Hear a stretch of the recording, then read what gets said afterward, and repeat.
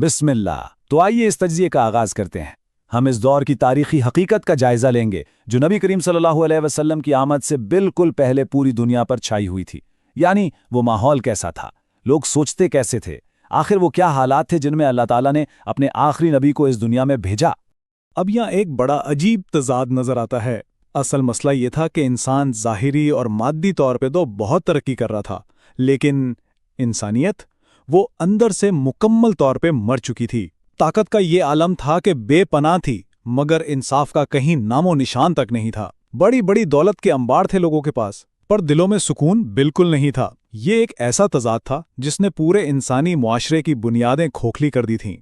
اور یہ جو عدد ہے نا 360، یہ اس دور کے روحانی زوال اور بھٹک جانے کو بہترین انداز میں واضح کرتا ہے۔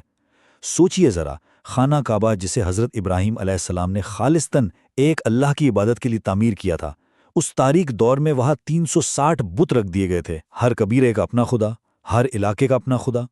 لوگ اپنے حقیقی خالق کو بالکل بھلا کر بس ان بے جان پتھروں کے سامنے جھکتے تھے۔ اب اس روحانی خالی پن نے معاشرے میں کیا گل کھلائے؟ ایک خوفناک اخلاقی زوال۔ یہ ایک ایسا معاشرہ بن چکا تھا جہاں طاقتور کھلے عام بنا کسی خوف کے کمزور کو کھا رہا تھا۔ غریبوں کا کوئی حق ہی نہیں تھا۔ سود کھانا، شراب نوشی، زنا اور قتل و غارت یہ اس حد تک عام ہو چکے تھے کہ یہ اب برائیاں نہیں لگتی تھیں، بلکہ روزمرہ زندگی کا معمول بن چکی تھیں۔ انسانی جان کی اوقات بالکل صفر تھی۔ لیکن ان سب میں جو بات سب سے زیادہ تکلیف دہ ہے اور دل چیر دینے والی ہے، وہ یہ کہ یہ اخلاقی زوال صرف کوئی خیالی یا کتابی بات نہیں تھی، یہ ایک ہولناک حقیقت تھی۔ یہ وہ وقت تھا جب ایک باپ اپنے ہی ہاتھوں سے اپنی معصوم بچی کو محض اس لیے زندہ دفن کر دیتا تھا کیونکہ اسے اپنی جھوٹی انا اور شرم کا خوف ہوتا تھا، اور وہ معصوم بچی وہ آخری وقت تک حیرت سے اپنے باپ کا چہرہ تکتی رہتی تھی۔ اس سے بڑی انسانیت کی موت اور کیا ہوگی؟ قرآن کریم کی یہ آیت بالکل ہمارے رونگٹے کھڑے کر دیتی ہے۔ یہ اس دور کے مکمل اندھیرے اور انسانی ہمدردی کے خاتمے کی ایسی تصویر کشی کرتی ہے جو الفاظ میں بیان کرنا مشکل ہے۔ یہ الفاظ اس شدید بے حسی کو بیان کرتے ہیں جو اس وقت لوگوں کے دلوں میں، ان کی رگوں میں دوڑ رہی تھی۔ معصومیت کا اس قدر بے دردی سے گلا گھونٹا جاتا تھا، اور اسی لیے اس پورے تاریک دور کو دور جاہلیت کہا جاتا ہے۔ لیکن یہاں ایک بات سمجھنا بہت ضروری ہے۔ یہ جاہلیت، یہ الہی رہنمائی سے دوری اور اخلاقیات کی یہ جو موت تھی، یہ صرف عرب کے خطے تک محدود نہیں تھی۔ یہ روحانی موت کا ایک عالمی المیہ تھا۔ پوری کی پوری دنیا اس جاہلیت کی لپیٹ میں آئی ہوئی تھی۔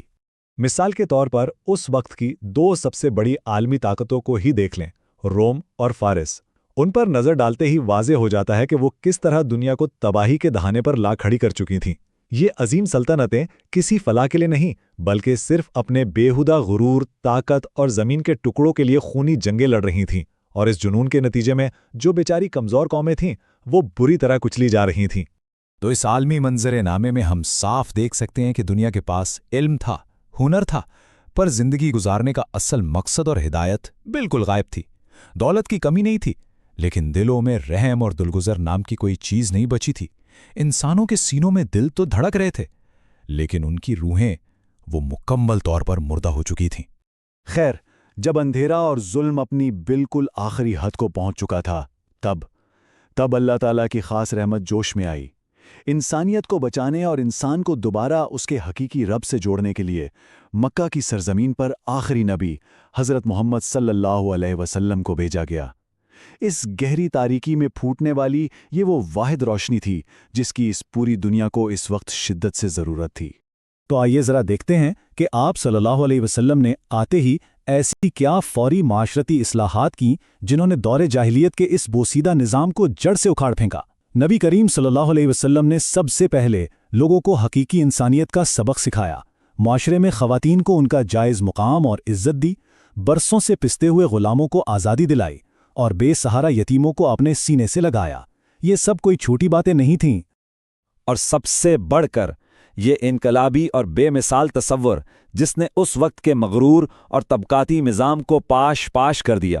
یہ تاریخی اعلان کہ سب انسان برابر ہیں، کسی عربی کو اجمی پر کوئی فضیلت نہیں، کسی گورے کو کالے پر کوئی فضیلت نہیں۔ اصل قدر اور فضیلت کا واحد معیار کیا ہے؟ صرف اور صرف اللہ کا ڈر اور تقوی۔ یہ انسانی تاریخ کا سب سے بڑا اور فیصلہ کن موڑ تھا۔ نتیجہ کیا نکلا؟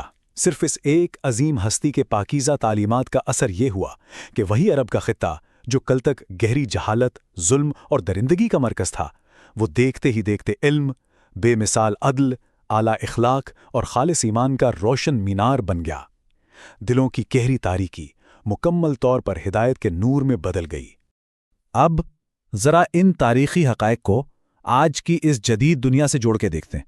یہ بات سوچنے والی بھی ہے اور کافی پریشان کن بھی کہ کیا آج کا نام نہاد ترقی یافتہ معاشرہ بھی بالکل انہی اخلاقی برائیوں کی طرف نہیں جا رہا جو اسلام سے پہلے کی جاہلیت میں تھیں؟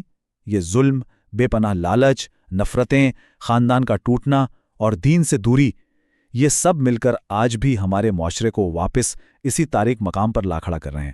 یہاں جو نقطہ سمجھنے والا ہے وہ یہ ہے کہ جہالت کی وہ بنیادی سوچ ختم نہیں ہوئی ہے، بس اس کے ہتھیار اور طریقے بدل گئے ہیں۔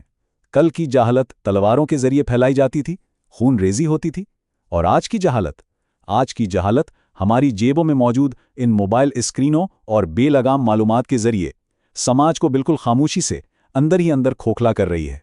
نبی کریم صلی اللہ علیہ وسلم کا یہ لازوال فرمان، میری طرف سے پہنچا دو خواہ ایک آیت ہی کیوں نہ ہو، یہ آج ہمارے لیے ایک بے حد اہم اور فوری ذمہ داری ہے۔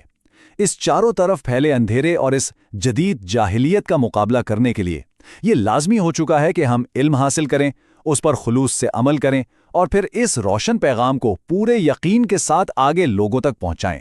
آج کے اس تجزیے کے اختتام پر ذہن میں ایک بہت گہرا سوال آتا ہے۔ سوچئے ذرا، کیا واقعی ہماری یہ جدید ٹیکنالوجی اور یہ بظاہر مادی ترقی ہمیں واپس اسی دور جاہلیت کے اخلاقی اندھیروں میں کھینچ رہی ہے؟ یہ سوال اس بات کی شدید نشاندہی کرتا ہے کہ آج کی اس بھٹکی ہوئی دنیا کو ایک بار پھر انہی پرسکون اور روشن نبوی تعلیمات کی کتنی سخت ضرورت ہے تاکہ انسانیت کو اس نئی تاریکی سے نکالا جا سکے۔